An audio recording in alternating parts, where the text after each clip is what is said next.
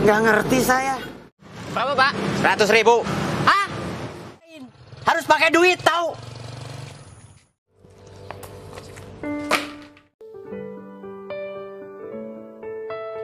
Hai sahabat gogolers, balik lagi di channelnya Tukang Gogoleran dan Gogolepakan.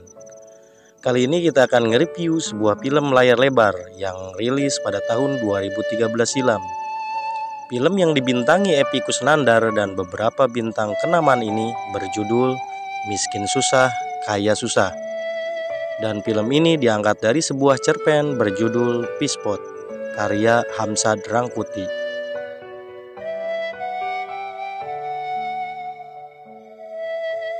Berikut rangkuman ceritanya dalam sinopsis film Miskin Susah, Kaya Susah.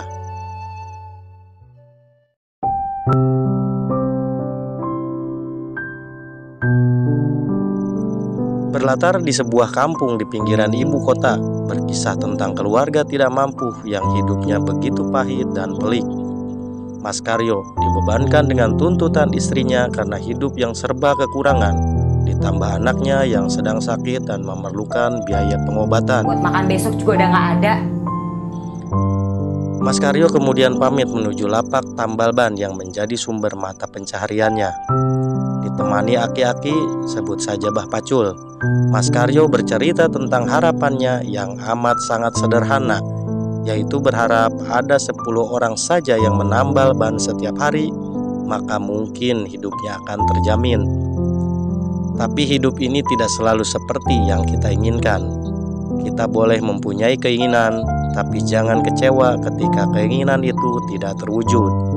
Itulah kira-kira yang diucapkan Bah Pacul. Hidup Bapak sendiri gimana? Oh, namanya juga pengangguran, Mas. Sesekali Mas Karyo menawarkan jasa kepada beberapa kendaraan untuk ditambal. Kempes tuh. Biarin. Tapi tidak ada yang mau menambal. Karena mau nambal apa? Lawong gak ada yang bocor. Mesti ditambal. Disiangin aja deh. Berapa Pak? 100.000. Hah? Gila. Nih, 1.000. Siang berganti malam, Mas Karyo termenung melamunkan nasibnya, nasib istri dan nasib anaknya. Lamunan itu terhenti ketika hadir seorang yang menghampiri Mas Karyo dan menyampaikan pesan supaya cepat pulang karena anaknya semakin kesakitan. Gusti Allah. Mas Karyo tambah stres, harus mencari uang kemana lagi untuk biaya berobat anaknya. Apalagi? Alur berpindah ke rumah kontrakan petak yang menjadi tempat tinggal Mas Karyo dan istrinya, Saro, dan juga anaknya, Tini, yang merintih mengeluhkan sakit pada kepalanya.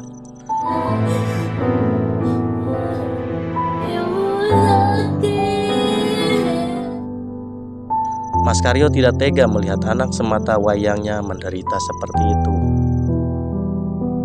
Tidak ada pilihan lain, Mas Karyo mendatangi tukang nasi bungkus, bukan untuk membeli nasi, melainkan untuk meminjam uang.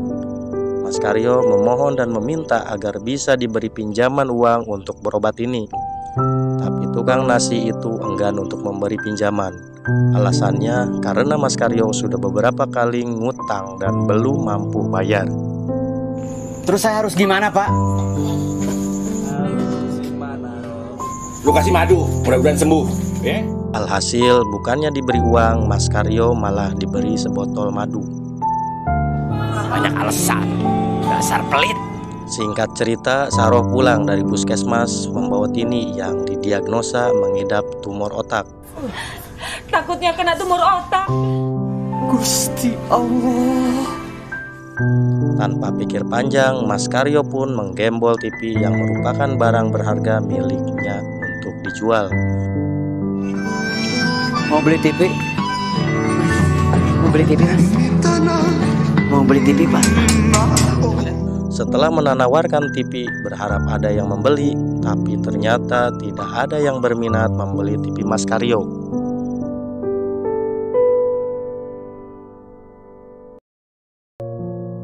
Sampai langkahnya terhenti di rumah Pak RT.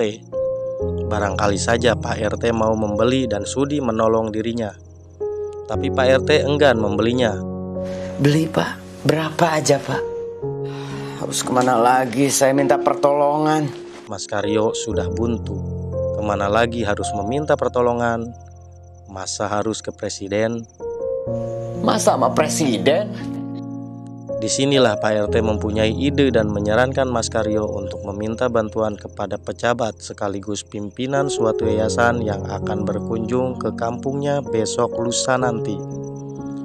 Mendengar ide meminta bantuan kepada pejabat, Mas Karyo agak-agak pesimis. Tapi saya yakin pejabat-pejabat di Indonesia ini mah baik-baik dan perhatian kepada masyarakat, khususnya rakyat yang kurang mampu. Di Indonesia ini masih banyak orang yang baik. Jangan pesimis gitu. Alur pindah lagi ke lapak tambal ban. Seperti biasa ditemani Mbah Pacul, Mas Karyo berkeluh kesah tentang kepusing dirinya yang merasa otaknya sudah capek. Uang gak punya, jualan juga tidak laku-laku.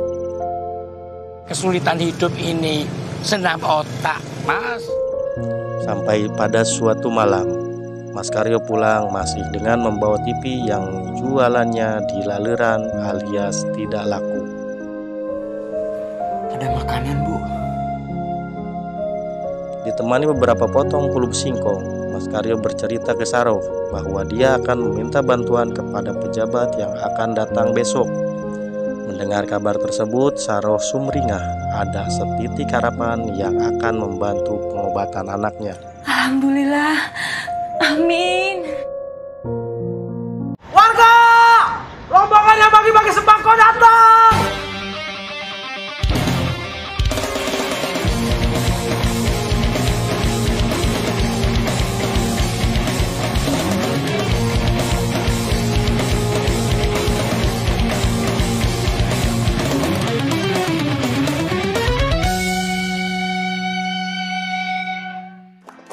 Selamat datang kami haturkan kepada Ibu Susanti. Singkat cerita lagi, yang katanya orang penting ini akhirnya datang dan akan bagi-bagi sembako serta akan bagi-bagi janji manis. Dia adalah Ibu Susanti. Ibu Susanti ini adalah pejabat sekaligus pemilik Yayasan Kemuning.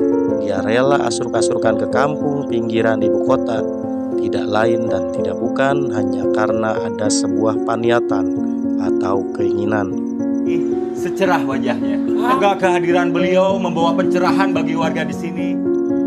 Di lain tempat, tepatnya di rumah Mas Karyo, Tini mengerang kesakitan yang membuat kedua orang tuanya semakin cemas dan bingung. Di tengah kebingungannya, Saroh mengingatkan Mas Karyo bahwa hari ini ada kunjungan pejabat ke kampungnya. Bukannya hari ini ada ibu yayasan yang datang ke kampung kita, Mas?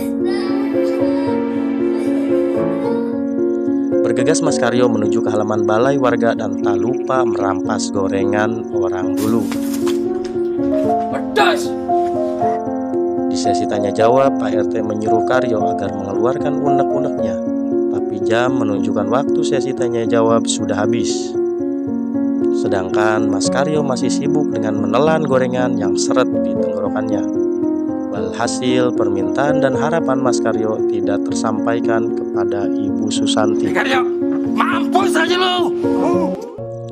Ketika Ibu Susanti beranjak pergi meninggalkan warga, Mas Karyo memaksa ingin menemui Ibu Susanti yang berharap dapat bantuan darinya. Hingga keributan pun tak terelakkan.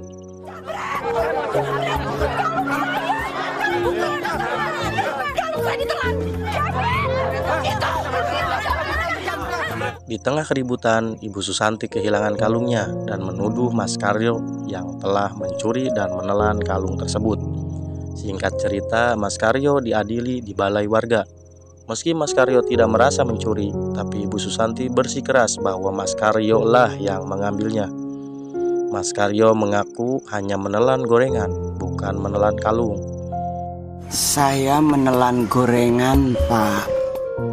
Ajudan Ibu Susanti sempat berniat membawa Mas Karyo ke kantor polisi, tapi warga menahan dan siap pasang badan demi membela Mas Karyo. Kita semua tidak akan membiarkan dia dibawa ke kantor polisi. Semoga tidak ada fitnah di antara kita. Semua siap pasang badan untuk Mas Karyo. Jadi pejabat jangan sombong. Main nuduh aja.